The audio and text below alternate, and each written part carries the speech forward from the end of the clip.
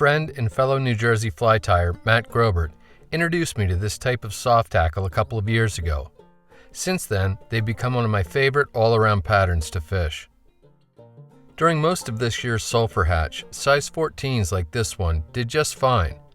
But later in the hatch, when the trout got fussy, switching over to a slightly lighter and smaller version really worked wonders. For the smaller version, a size 18 Dai-Riki number 300 dry fly hook is a good choice. Start by mashing the barb and getting the hook firmly secured in your tying vise.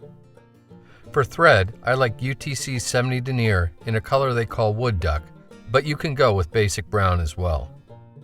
Start your thread on the hook shank, leaving some space behind the eye, and take wraps rearward before snipping off the tag.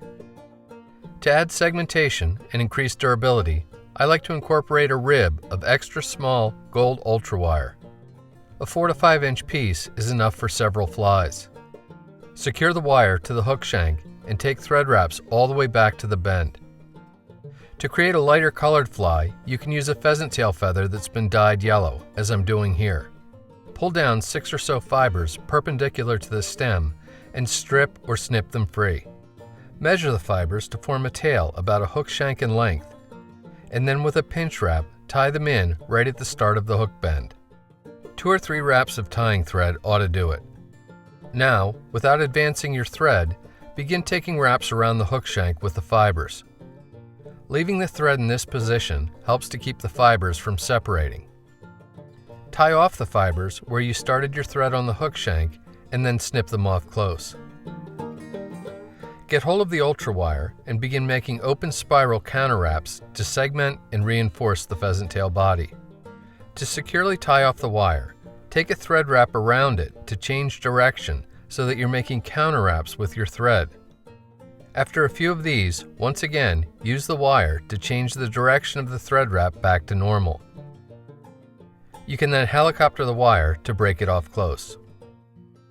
For the thorax of the fly, yellow rabbit fur works well. Just the smallest pinch is all you need. Matt touch dubs the rabbit fur, but I prefer to use the split thread method. First, spin your bobbin counterclockwise to flatten the thread. Ultra thread gets a near floss-like quality when you do this. Then with a dubbing needle, split the thread and insert the index finger of your left hand between the 2 strands. Put that little clump of rabbit fur dubbing between the 2 strands and pull your index finger free. Then place that finger against the thread and give your bobbin a healthy clockwise spin. This will cord up the thread and trap the dubbing between the strands. You should be left with a short, rather bushy dubbing noodle. Wrap the noodle around the hook shank, preening the fur rearward as you go. You should end up with something that looks about like this. For the soft hackle, you can use regular Hungarian partridge, like on the left, but I really like the look of the skin on the right that's been dyed ginger. Pull out a single feather with fairly short fibers. Strip the fuzzies off, and then while holding the tip, pull the majority of the fibers downward. These will be used on the fly. Snip the tip off, leaving a small triangle for a tie-in anchor. Give your bobbin a counterclockwise spin and then place that little triangle just behind the hook eye. The counterclockwise spin will help the thread to loop slightly rearward and get hold of the triangular tip. Continue taking wraps to ensure the partridge feather won't pull free when you go to wrap it. Grab the stem with your hackle pliers and begin taking wraps forward toward the eye, pulling the fibers rearward as you go. 1 or 2 complete turns is all you need. When you get to the eye, secure the stem with a few good wraps of tying thread. You can then reach in with fine-tipped scissors and cut the stem off close. Take a few more wraps of tying thread to form a nice neat head, and then secure the thread with a 4 or 5 turn whip finish. Finally, snip or cut your tying thread free. Although there's no wrong way to fish this fly, when trout are rising to take naturals from the surface, I'll fish them just as I would a dry fly. They float well and are surprisingly visible for such a small pattern.